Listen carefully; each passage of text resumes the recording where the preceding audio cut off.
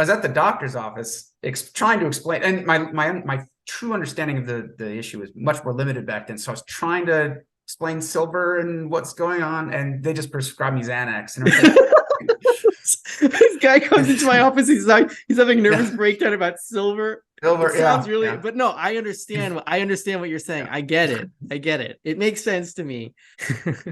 Hey Uh, guys, Rafi here from the Endgame Investor, and today I've got Phil Lowe, who's actually a subscriber of mine on the Endgame Investor.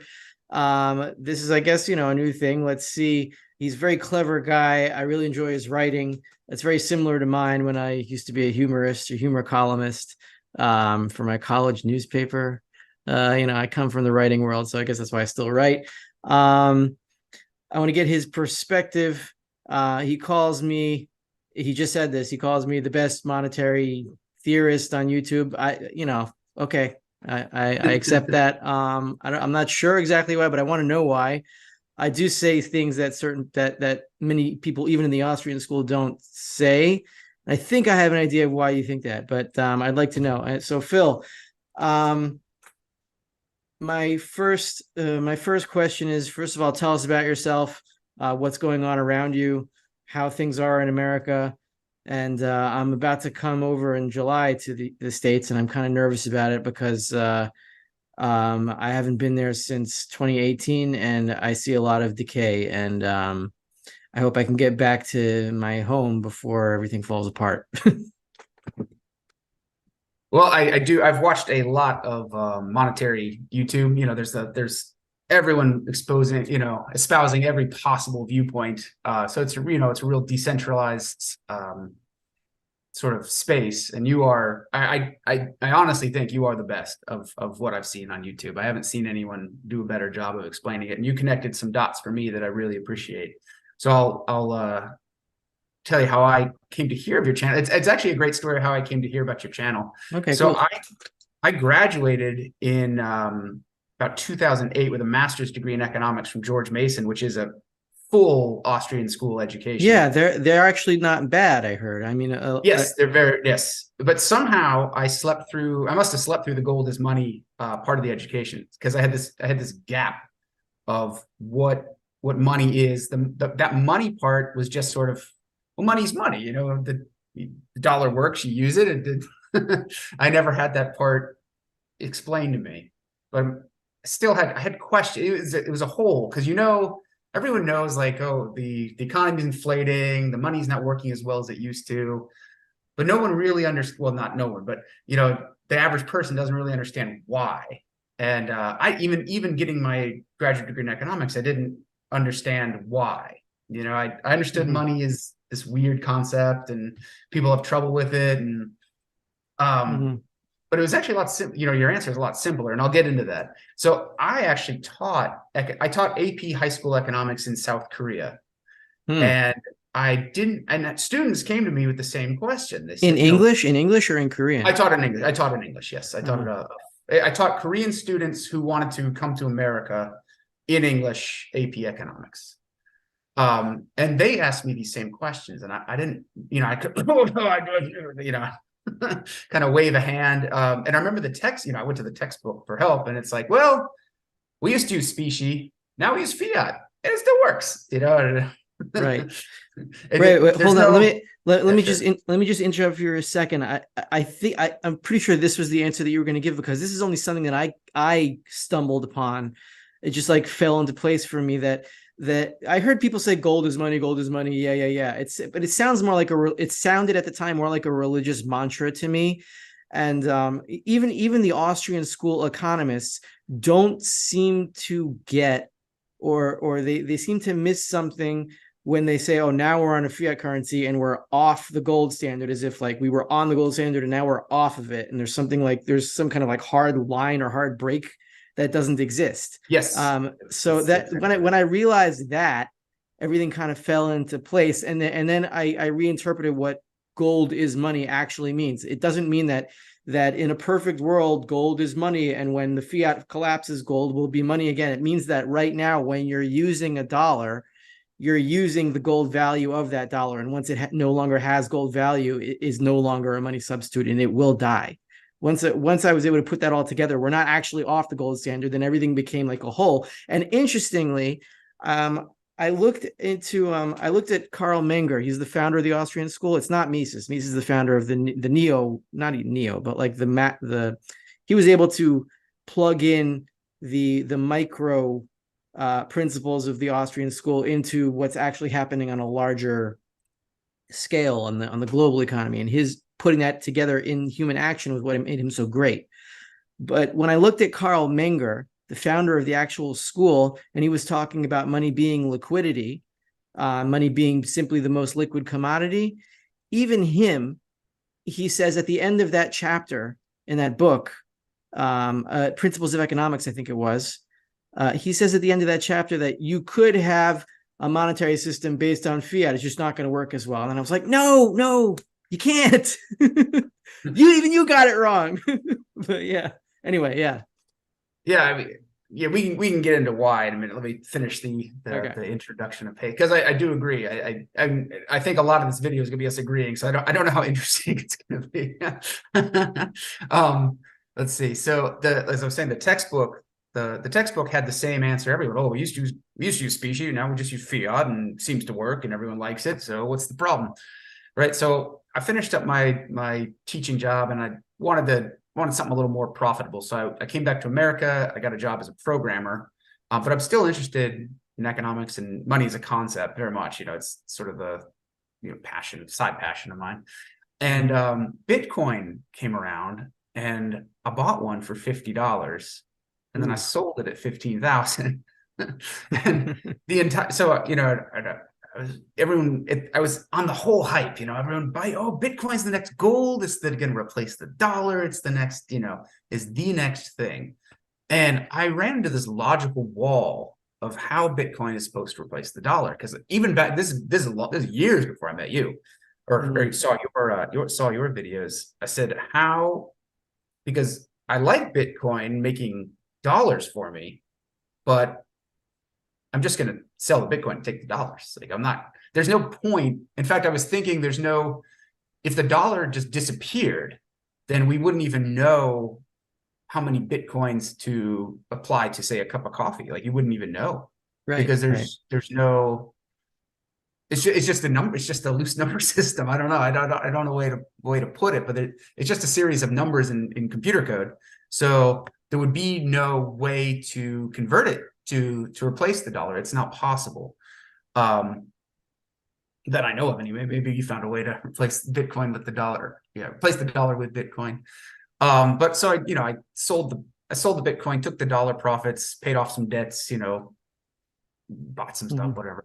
And then I was waiting on the next, because we're in an inflationary cycle. So everyone's, I didn't realize it at the time, but we're all chasing inflation faster. We're looking for the next big money fix. And so what's the next big one? Was Wall Street Bets, the GME stock. I did not join that one. That was a little too loony for me. We're going to be billionaires, shorting GameStop. I didn't jump on that one, but Silver Squeeze happened about the same time, and I heard about Silver Squeeze, and I actually joined Silver Squeeze. I bought I bought a physical block of silver at the time, just that movement. That's what I'm going to make my next video about. In our we'll get to this later, but in our discussion of how to talk to normies, it's related, but the Silver Squeeze movement it was so significant because for one moment everyone was focused on the right target. Like, if they had gone after it, and we'll do it again. Like, it's not over. I mean, we were there for a minute, but if we just go after money itself, we can destroy this entire thing and start over. That's well, I did my part at the time. I've done my part some more since, but that was my part at the time. Steal a brick of silver and say, I'm going to be a billionaire off of this. So I watched I started following Wall Street Silver, and they had an interview with you, and I heard you speak, and you said Austria. I think you said the magic word, which was Austrian school. I'm paying attention now. And then I think I just Googled you or YouTube you. I just did a YouTube search, and I found your channel, and I binged watched your entire back catalog because I found you very engaging and very interesting. You were covering things in a new way that was opening my eyes. And the big one that I saw was an Arcadia Economics interview. You probably don't even, you may not even remember it. You were with Chris Marcus, Brian Kinsler, I think, and Robert Keynes were also guests. And you guys were talking about the spike in silver and, you know, the future. And I just remember all four of you were, it was like you were at a funeral. You were just despondent. Well, you were more spiritual about it, I guess, but the others were kind of despondent about what they were talking about. And I realized this isn't just silver, you know, silver goes to the moon, we all make our money, and then we you know, ride off into the sunset. The silver squeeze precipitates, you know, some gnarly things happening. And they're going to happen either way. It's not like this is, but this, you know, this moment is not, you know, there is some joy in it, but it's going to be a very painful moment as well, a very painful period. And so I didn't sleep that night. I remember I watched you guys, and probably at 9 or 10 o'clock, and I'd toss and turn all night, and I didn't sleep the next night either. In fact, I got worse, and my flight kicked in, and I had a moment of lucidity, which was misdiagnosed as a panic attack. And I was at the doctor's office trying to explain, and my true understanding of the issue was much more limited back then. So I was trying to explain silver and what's going on, and they just prescribed me Xanax. And I was like, this guy comes into my office. He's like, he's having a nervous breakdown about silver. Silver, it sounds really, but no, I understand what you're saying. I get it. It makes sense to me. Yes, it's just not going to make sense to anybody else, but it makes sense. Yeah, and inflation and silver, and yeah, they're not, you know, not, oh, okay, you know, gave me some Xanax, and so I talked to after the panic subsided, I was able to clear myself. I explained everything I could to my wife the best I could, and she was very, you know, my wife is a wonderful partner because she listened to me as a real person, and you know, she didn't take me back to the doctor to get more Xanax. So we prepared as best one does. You know, I did my research, and we got ready, and I'm about as comfortable as I can be, I think, short of digging a bunker. So I said, after we're all prepared, I said I'm morally obliged to at least try to warn others, and to get the word out as much as possible about what we're looking at, what looks like it's going to happen, and what to do about it. And I was met with I did get some interest, but most people are like laughing at me, like I'm a homeless man at a bus stop, you know, yelling about the end times. My goal, I think it's the same as your goal, is just get the information out there. If anyone can hear it, they can prepare. And if they're just determined to just hang on to those dollars, then, you know, at least I tried. All right. So on that topic, I'm going to try to distill what's been going on in my head on this specific topic of how do you wake up the normies? What do you say to them without sounding like a lunatic? So what the answer that I've come up with is that the normies should not be our target. Okay. Now, there's a lot of different people in different camps that understand different aspects of the humongous engine of corruption and decay that is like now at full speed in the entire Western world. It's obvious, and there are people from different walks of life that see different parts of it more clearly than others. So like there's the anti-war crowd. They might be left-wing or right-wing or whatever, and they hate the military-industrial complex. They can't stand it, and they know well, why the hell are we risking nuclear war with Russia? This is insane, right? So they get that. They don't understand anything about pharma. They don't understand anything about money. They don't understand anything about the education system. It's whacked out. They just focus on war and they hate it. Fine. Then there are the professors, like for example Brett Weinstein, who I follow, and he very, very wise man, and his wife also, Heather Hying. They understand a lot more. They understand the pharma industrial complex. They understand the educational industrial complex. They don't talk about war that much, but they do not understand money. And there's the other camps that they're focused on I don't want to say the word, on medicines that are not so safe. Like RFK, for example, right? Yeah. That's his thing. He doesn't understand much about economics or money, but he gets that there's a corruption here. So you have all these people, and they're normies in many parts, but they're not normies in other. And that one thing that they get that part of the picture. Now, I think what our role should be as people, as we happen to get the most of the picture, I think. There's might be some parts of it that we're missing, but it doesn't matter because we get what's going on. And what we have to do is take all of these people, whether they hate war or they hate pharma or they hate the inflated education system, and you just have these parents, that normal parents, and they see what their kids are learning, gender affirming surgery for children. I mean, this is child mutilation. This is scary crap. And then they hate that, but they don't understand anything about anything else.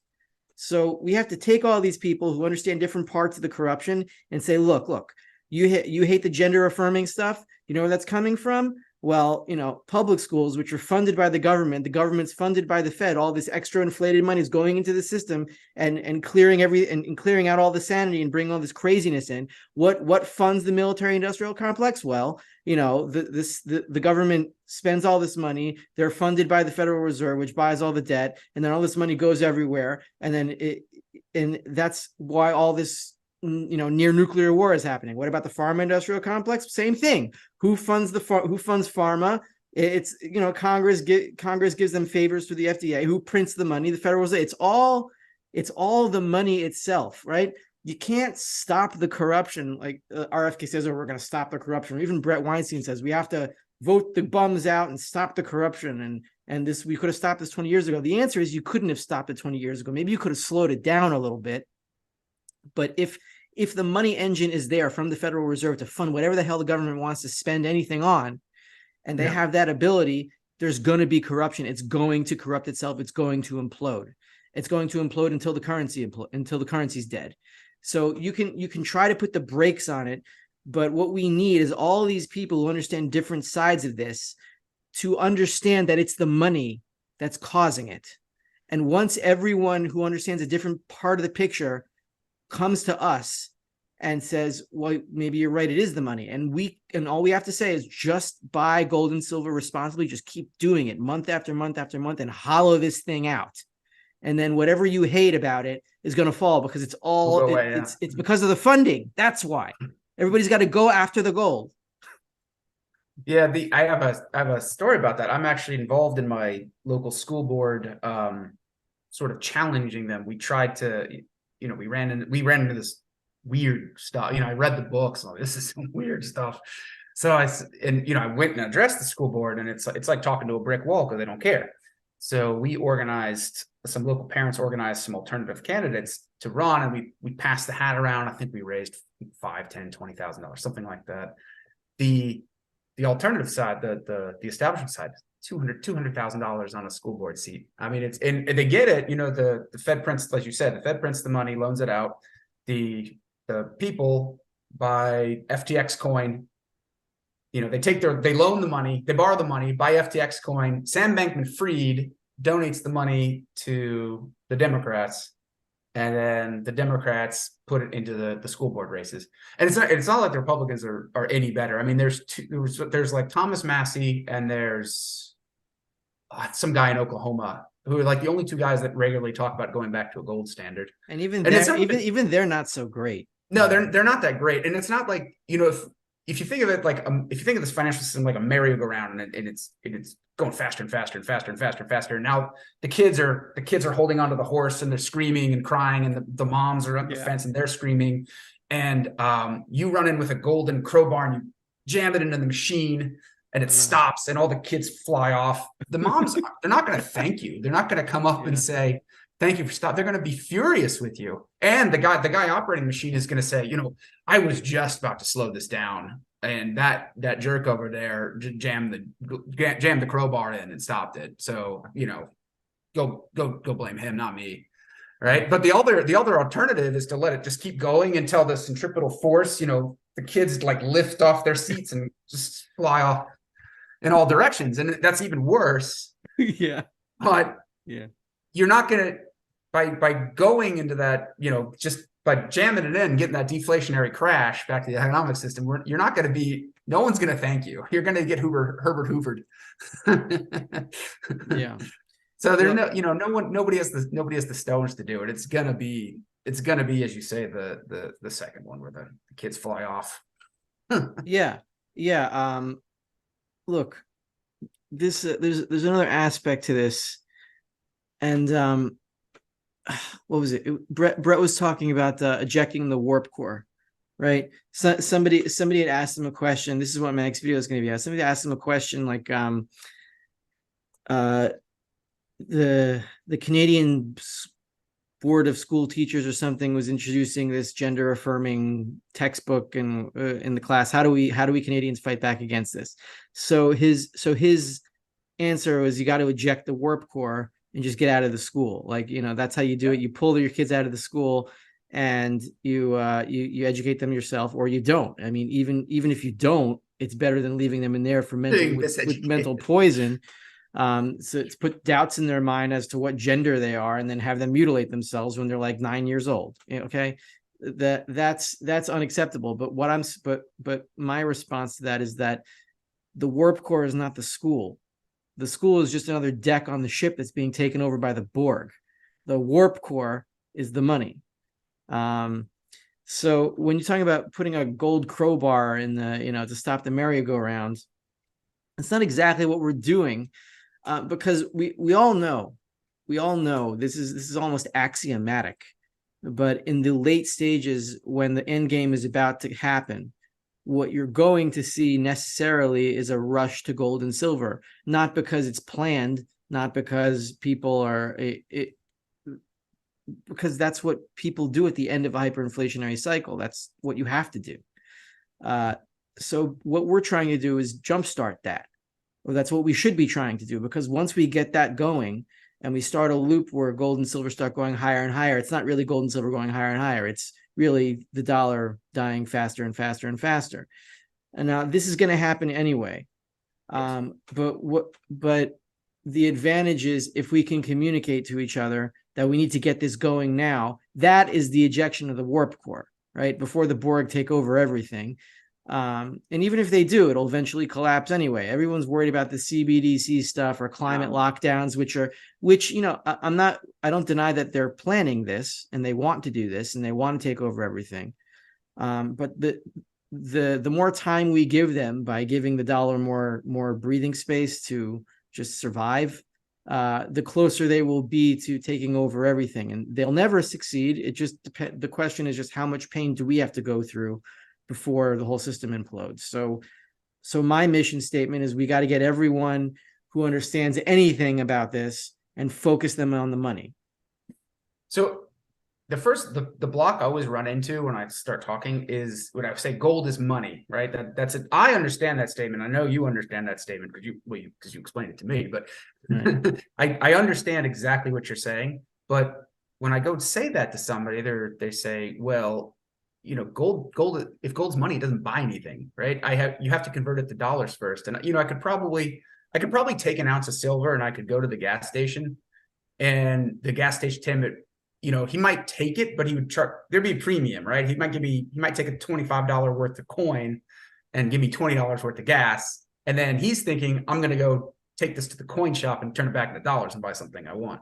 So neither gold nor silver, we're not using them as money. So what would you say to someone who says this isn't money, okay, and you're trying to convince them that it is money? So I say to them, okay.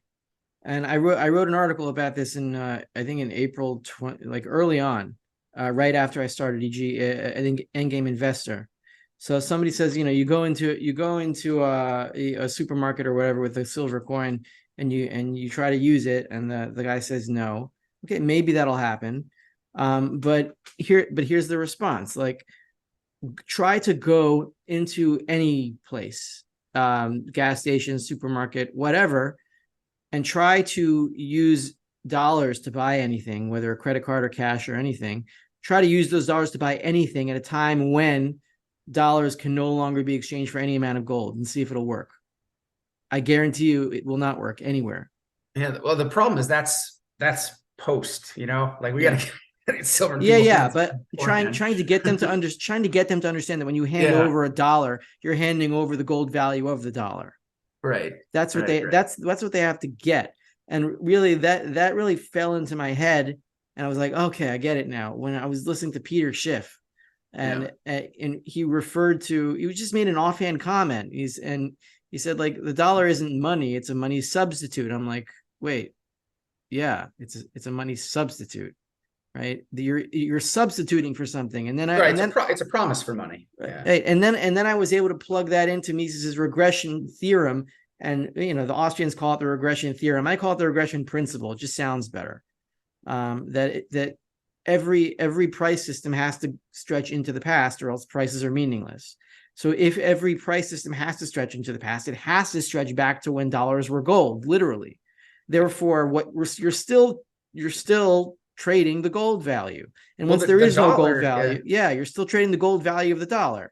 The word dollar still, if you dig into the bowels of the treasury, the dollar still means like 2.37 ounces of gold, or grams, 2.37 grams of gold or something like that. It's the Federal Reserve note that we call the dollar. That's the thing that means nothing. Right. Yeah. If I said you had, where money comes from, where dollars come from, is you go to the bank and you take out $100 loan, and the bank writes, let's say 10% interest rate. The bank writes 110 on their side, and they give you the cash. Now, if there's no other loans in existence, you can never pay back that loan no matter what you do, because they want $110 and there's only $100 in existence. Right. So your loan repayment must come from someone else's loan. Do I understand that correctly? Yes. Yeah. And that causes the debt. The debt is constantly expanding as well. People talk about the money supply expanding, but the debt also must expand. And the debt expanding above the money supply is what gives the dollar its lift, as I understand it. Like, that's why the money supply and the debt are two sides of the same fiat coin. Yeah. In order to bring money into existence, or dollars into existence, the Federal Reserve buys debt. So debt and money are like matter and antimatter, right? Yeah. They're like this sort of like incestuous thing that shouldn't really exist, and the only thing that's real is the gold that's on the Federal Reserve's balance sheet, and the rest of this stuff is just like some kind of quantum fluctuation. I don't know, I'm going way too deep in here, but in the real world, the reason I don't go buy a Lamborghini right now is because I have loans to pay, right? I got, if I had $70,000 and $100,000 in loans, I'm not going to go buy a $70,000 car because I got $30,000 more to pay off that loan, right? So that the debt is what keeps the shortage, as I understand it. I mean, maybe you're going to tell me I'm wrong here. As I understand it, the debt being above the dollar limit is what's keeping everyone from just sending the velocity off to infinity and hyperinflating away. It can keep it aloft for a while, except when it gets too big. And I explained this. Right, no one will take any more debt. Yeah, and I explained this in one of the EGI posts, one of the Endgame Investor posts. Like, right, when the Fed prints $100 into existence, and then you owe it $110 back, there's a deficit of $10. So they have to print another $100 bond, and then you owe them another $110, and then you can pay back the first bond with that extra money. But then the deficit is 20 instead of 10, so the deficit gets worse. So they have to. What they have to do is they have to push interest rates down, so that the deficit between the money supply and the debt owed gets a little less, and that's accomplished through lower interest rates.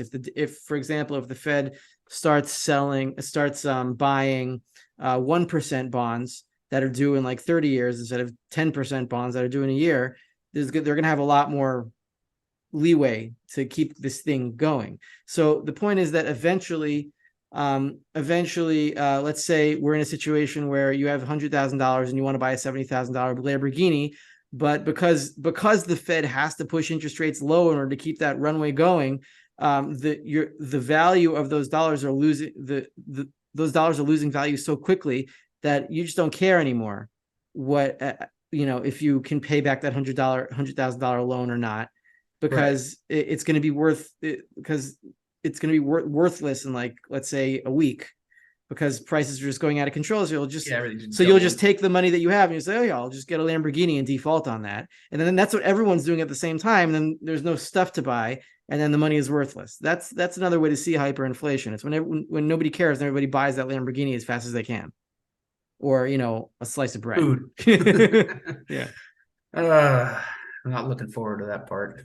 The other thing I want to bring up was maybe the casino example that I wrote to you before. Right. Yeah, that was really good. Yeah. Yeah. So if you imagine you're in a casino, you go to a casino and you bring in $1,000 and they give you $1,000 worth of chips, and they take the $1,000 and put it in their side vault.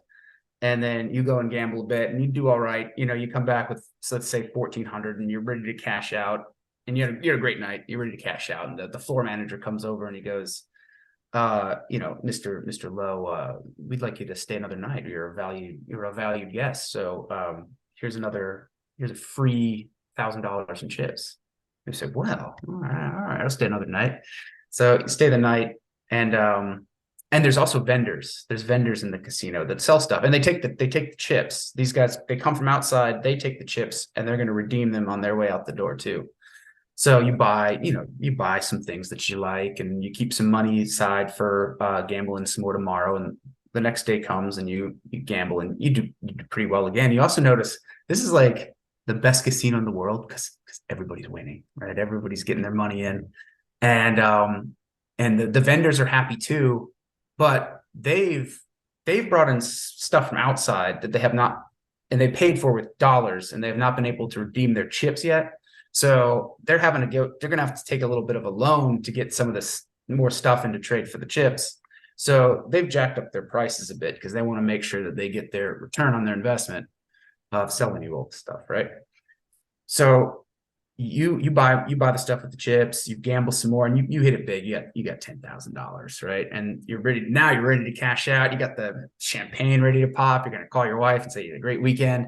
And the floor manager comes to you again and says, Mr. Lowe, we'd love for you to stay another night, and here's another 10,000 in chips, right?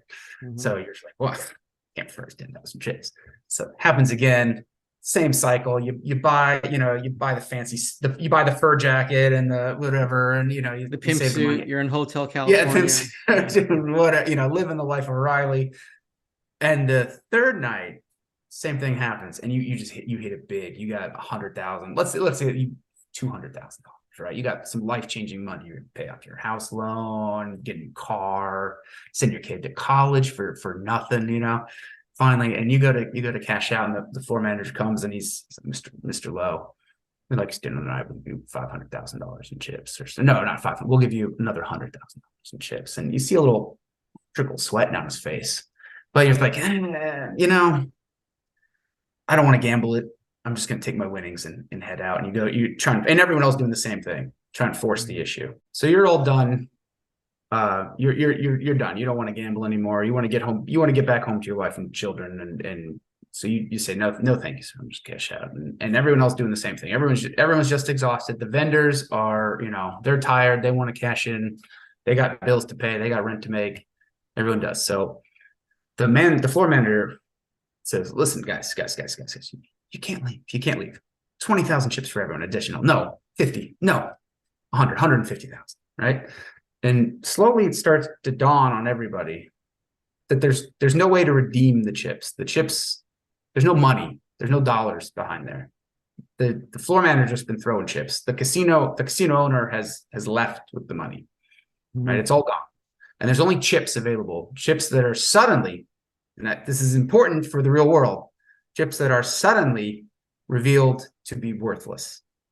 Mm-hmm. So the panic that ensues, right? Everyone suddenly runs to the vendors with $100,000 chips to buy whatever they can with those chips. Some of the slower vendors might take them. Some of the vendors who see what's going on are like, no, they take their pimp coats and head back to their cars to save what they can, right? And the floor manager, the owners, these shadowy owners behind have looted everyone's money and taken everything. And the store, the floor managers to be the scapegoat. And so that's sort of, if you take that parable and take it up a derivative. So instead of casino chips and dollars, it's dollars and gold. Suddenly you can see what we're trying to talk about here. I'm hopeful that my explanation is useful. Yes. So, Yeah. It definitely helped. It helped me see it. And we are in a crazy casino, and that brings me back to the question from before. I think I can answer it in a better way. That you asked, like, why is it that the next time, like, why is the dollar going to die now? Like, why isn't it just going to keep going for another 50 years? And instead of answering in terms of like equations and exponential curves, I could say two things. First of all, like, yeah, we are in a casino, and it's getting, and if you have a brain and you can see stuff, you can see that it's getting pretty nuts in this casino. It's getting pretty crazy, and people are starting to lose their minds. They're not panicking yet, but they're definitely getting a lot nuttier. And yeah. we're at the point, and now this is what I'm obsessing. Do you have kids yet? I do have a son, yes. Okay, Mazel tov. So when now that I have kids, and my kids are not in a situation where they're in a school where that's encouraging gender reaffirming surgery or anything like that, but the fact that right now we have a significant group of parents either that are for this stuff, or they're like, okay, well, if that's what your kid wants, then fine.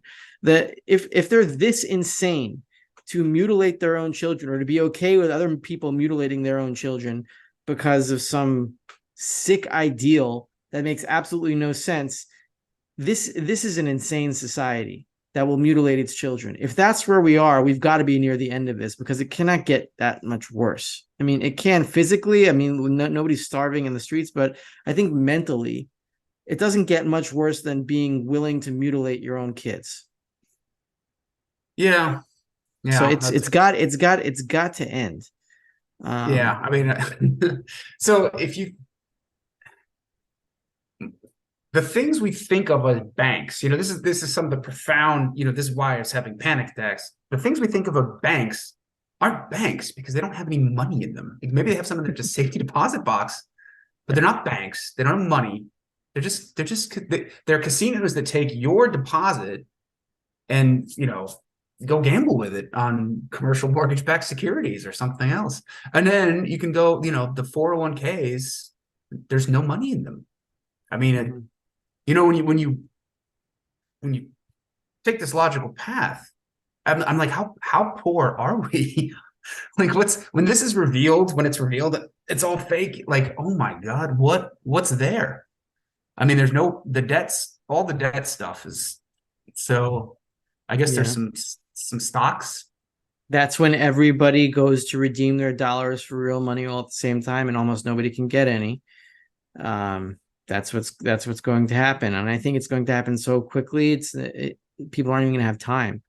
Yeah. Going back to Silver Squeeze for a second, right? Sure. Elon Musk, he bought Twitter for, what was it, $55 billion or something like that? It was 50 billion, 55 billion, 45 billion, whatever the number was. He bought Twitter for that. Okay, and now that's like that's a bastion of sort of semi-free speech. It's not perfect, but I'm not scared of posting whatever there, and I don't fear getting deplatformed so much on that platform. Now, if you look at the amount of gold and silver, the amount of gold, let's say, I just did this calculation, the amount of gold at the COMEX, that's just like all of it, the stored, the registered, everything, it's about $55 billion worth. Now, I'm not saying that if Elon Musk had, instead of bought Twitter, bought all the gold on the COMEX, he would have been able to do it for that price.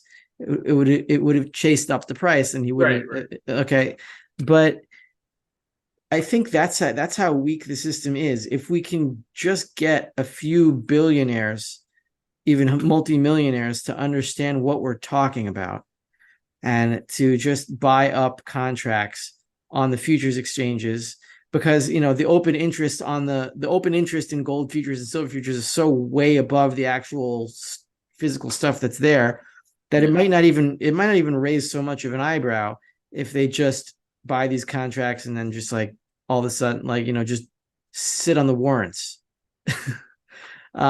It could be done if we can wake them up. Buying Twitter is worthwhile, but what you're doing there is you're trying to like sanitize one deck on an otherwise rotting ship that's still rotting, even if you've got one deck on it sort of recaptured.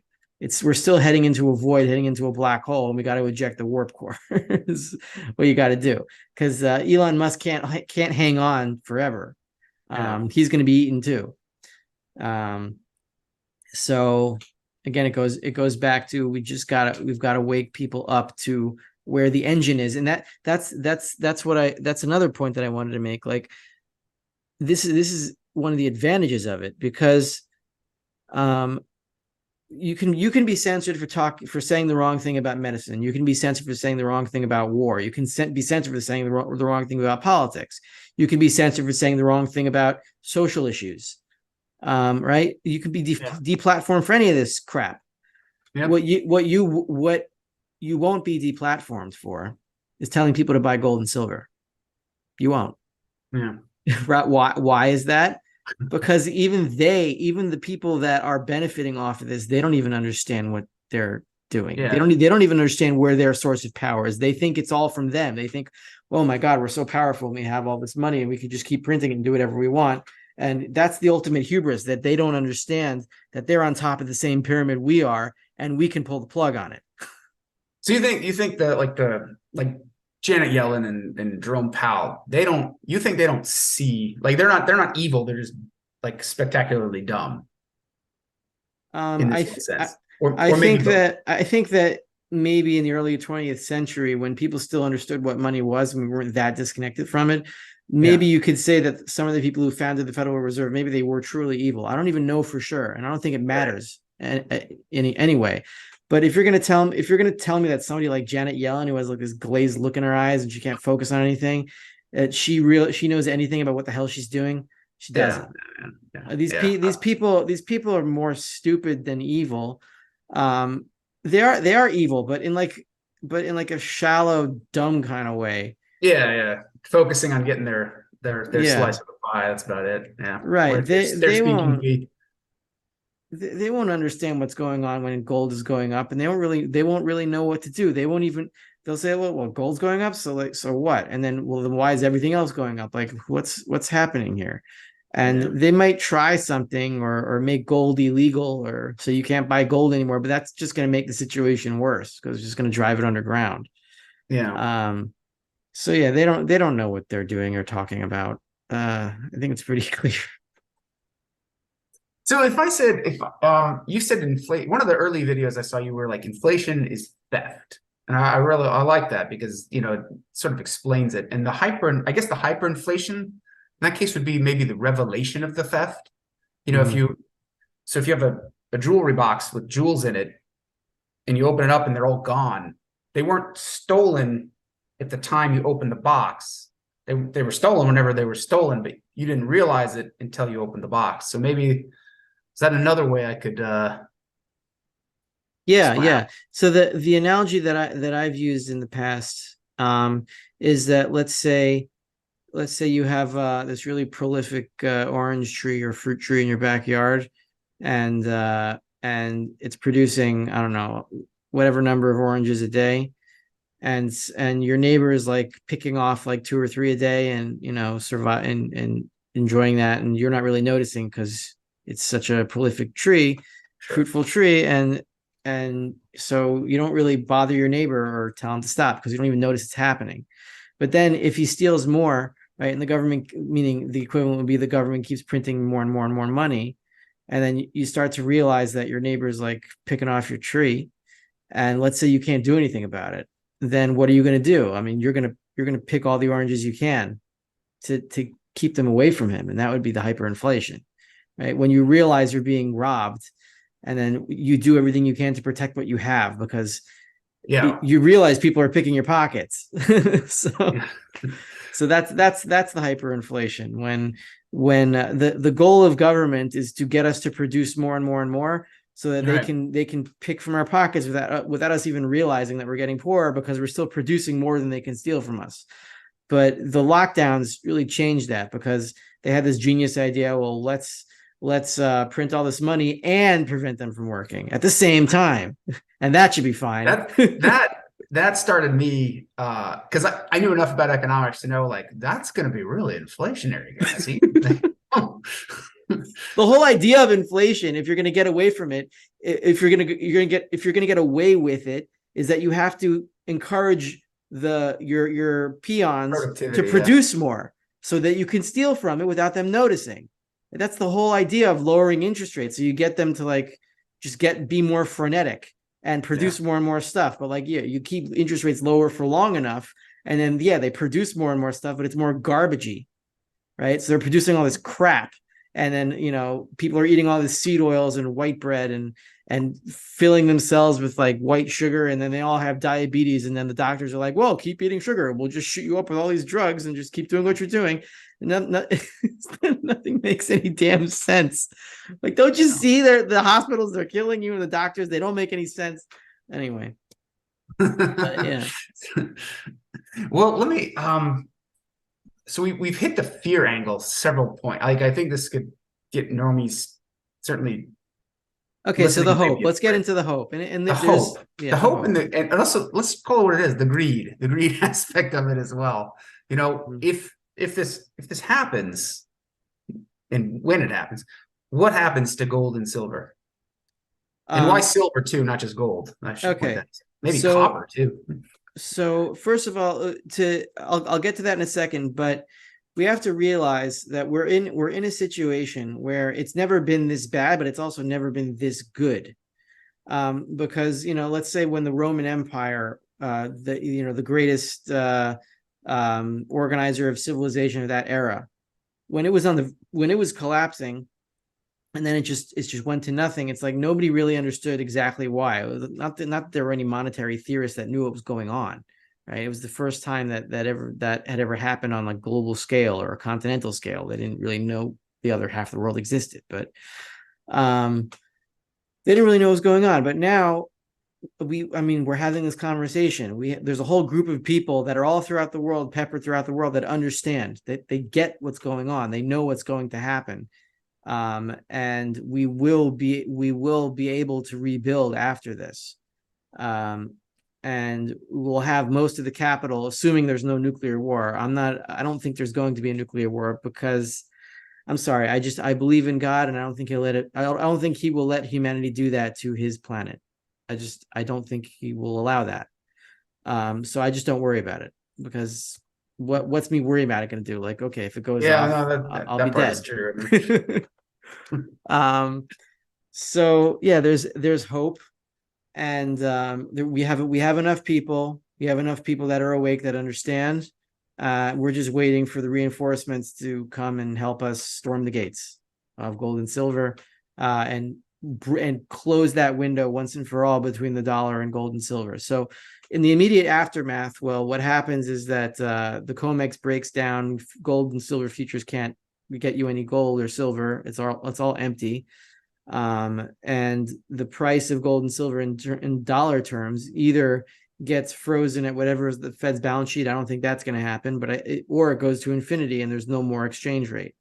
Then what happens is you have a breakdown of law and order, I think. Yeah, Um, I can't see how you wouldn't. I yeah, mean, I'm telling, like I was thinking, it's also little things like no one's going to come pick up your garbage if you don't pay them. You yeah. know, So you'll have a breakdown of law and order, and that's why you should probably be out of the large cities, and you should have contacts, or know who to contact in a local economic net. Know your local food grower, know your local carpenter, know your local this and that, and tell them, on the low, that you have some money, and you want to trade. So that's one of the reasons that I'm in Israel and not in the States. That when this really falls, people are going to, in each nation, they're going to have to return to what made their nation great. Americans are going to have to return to America's founding values, or they're going to die. In Israel, the Jews are going to have to return to the Torah, or we're going to die. That's our civilization. And America was a great nation. It can be a great nation again, but you guys are babies. You're only like 250 years old. That's like nothing.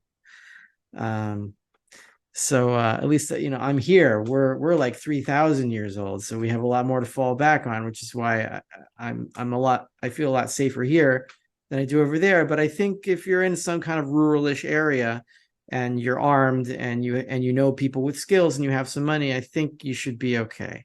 Yeah. Or at least I hope. I hope so too, Rafi. Yeah. I admire your hopeful outlook, but staring into it, it's like, oh man. Well, any plunge you take in life, Yeah. Well, anytime you have to grow, it's scary and painful. And we're about to grow seriously as a species. Yeah. Well, I'm reminded of in Lord of the Rings, which was written by J.R.R. Tolkien, who went through World War I. The Frodo says, I never asked for this ring. I don't want it. And Gandalf says to him, ours is not to. We're not meant to think about such things. The only thing we can think about is what we're going to do with the time we have. So you have this ring. You have to decide what to do with it. So, I saw that. I was watching that movie with my son the other day, and that one like hit me right in the field. Yeah. So look, I'm trying, steel myself as best I can. Just thank God that I'm in this situation, where I know what to tell people and I know what to do. Basically, yeah. I might not survive. I might survive it. I might not survive it. But at least I wake up every day knowing that this is what I have to say. This is what I have to do, and I don't waste. I waste some time. I mess around, watch YouTube videos or whatever. But I know what I got to do. I know what I got to do, and that's a gift. Yeah. And you turned me into, I'm doing the same thing now. I'm not doing it as publicly as you, but I'm trying to get everyone I can think of to stack a little silver. If anything, just to stop them from banging on my door when the apocalypse comes. They need some silver. So with silver, how that functions is that there's no need for silver when there is a functioning gold substitute, because functioning gold substitute is better than silver. It's lighter. It's either paper or digital or whatever, and it works. But in the immediate aftermath of a collapse, there's not going to be any immediately functional gold substitute at all. And then, so the only option is to go to the natural gold substitute, made by God, which is silver. That's the main gold substitute. And it substitutes for gold in a monetary way at about 15-16 to 1, which is historically the ratio. So that's the target. How do you know we're in the end game? When the gold to silver ratio hits about 15 to 1. That should be it. And then that's in any form, right? Like you could take a gold necklace or a silver necklace and try and work with that. I mean, it might have some, the issue they would have would be, is this real or not? I think more than, is it not a circle? Yeah, but we've been trading gold and silver as money for a long time. We haven't done it in maybe like 50, 100 years, but it's not like people didn't know how to test gold and weigh it and figure things out. I mean, that's like very primitive. I'm sure that will be one of the top YouTube videos if YouTube is still up. How to test gold. Yeah, who knows what happens to all the servers when the monetary system goes down and they can't afford their air conditioning bills to cool their server rooms, and then everything goes to hell. I mean, with all the digital exhaust and all the crap, and you think of all the videos being uploaded to YouTube, including this one, that every second, like, aren't they going to run out of space? We're going to have to hit quantum computing before everything is a server farm, and there's no land left because everything's a server farm. Well, we can conclude on that note. I think my parting words to anyone listening to this is, you have a moral duty to get people at least to talk to them about getting some gold and silver and copper. I guess, does copper work too, or just gold and silver? Copper could work, yeah. Copper could work, yeah. The Titanic is sinking, Mhm. and the lifeboats are made out of gold and silver, and that's it. And you're not gonna, this ain't gonna be fun for anybody, but it's gonna be a lot worse if you don't have it. Yeah. And it's not even necessarily about only saving yourself and your family. It's about joining us in hollowing out the system of corruption Yes. that is based on gold and silver. That's what you got to recognize. Yeah, I agree with that.